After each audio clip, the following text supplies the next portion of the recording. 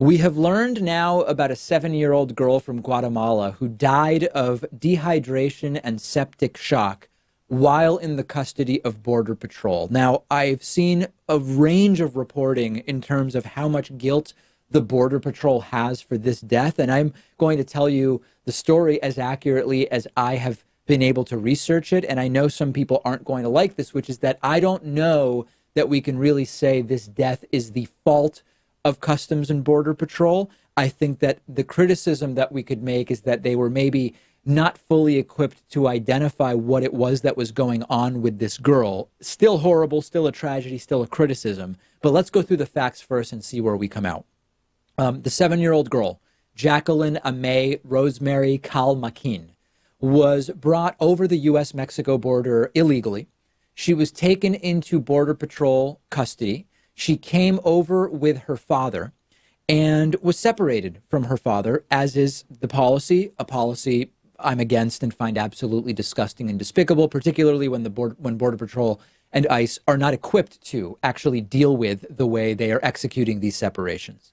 8 hours after being taken into Border Patrol custody, she started having seizures, according to their own records, had a fever of 105.7, and ultimately was brought to a hospital and died within a day of being transported, officially due to dehydration and septic shock. And now an investigation of the incident is underway. A CBP spokesman, Customs and Border Patrol, sent condolences to the family. And what we're quickly learning here is that they are just not equipped to manage these situations. So what I mean by that is as follows. You don't go into septic shock and the type of dehydration that we're talking about here from 8 hours in Border Patrol custody, right? That's medically, that's absolutely clear. This is a girl who in all likelihood had a severe deficit of both food and water for the entire time that she was coming to the United States through no fault of her own as a result of what her father decided to do, try to come to the United States and seek asylum. This is a type of dehydration where Customs and Border Patrol gave her water and food, but you need intravenous fluids. You need immediate medical attention. So while the criticisms and the debate has sort of centered around, well, did CBP give her food and water or didn't they? Did they dehydrate her? The evidence that I've seen is that Customs and Border Patrol did provide food and water very quickly to this girl, but that her condition from having spent time exposed without food and water for so long on the trek to the United States is what created the sort of presenting circumstances that led to death by dehydration and septic shock. Now, is this a defense of Customs and Border Patrol? No, it's not. We've seen many deaths that have taken place, which we can directly say are because of the actions of CBP. There's no question that there was some negligence here and lack of preparation by CBP. But I think it's really important, Pat, that we not parrot the incorrect story that has been floating around, which is that she developed dehydration and septic shock merely because of the treatment by Customs and Border Patrol. It's mathematically just not the case.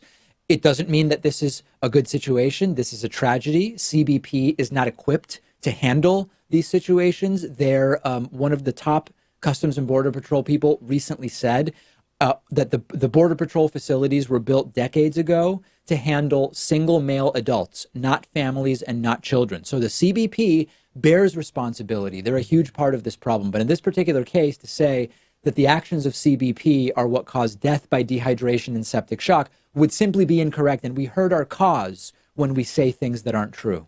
Yeah, I think the blame here has to get shared partially by her father and partially by Customs and Border Patrol.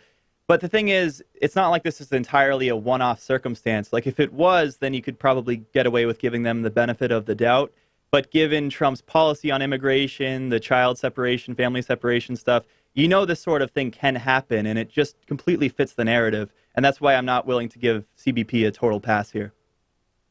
I completely agree with you. And what this is part of is the big story, which is that the system we have in place is failing everyone. It's an immoral system. It's a system no one benefits from other than for-profit detention centers and the companies that are taking advantage of cheap immigrant labor. American taxpayers don't benefit other than the fact that, of course, the entire system provides them with cheaper products that they can buy. But the people coming to the U.S. to work or to seek asylum, the children that are being brought along, they don't benefit from this system. In fact, they're hurt by it. And one of the things that's becoming very transparent here is that the moral imperatives that the right claims to have around their activism are completely bogus, one-sided political props. Remember Pizzagate, that conspiracy theory, something like Hillary Clinton is involved in child trafficking through a pizza place in Washington, D.C. And the right said we care because we care about children and Hillary doesn't.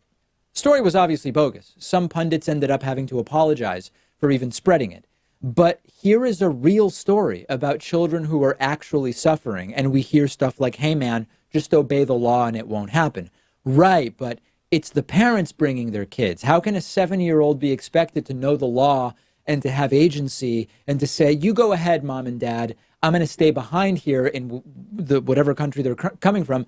Children are actually dying here. Pizzagate was nothing. Where is every... I would love to see every single Pizzagate conspiracy theorist on this if they care about children above politics, but sadly they don't seem to. Follow me on Instagram at david.pakman. Follow the show on Instagram at David Pakman Show. I am thrilled to tell you that today's episode is sponsored in part by Blinkist.com/Pakman. Blinkist is a really unique service for your phone, tablet, and web browser. And it is incredibly useful for people like me who love books and learning but are busy.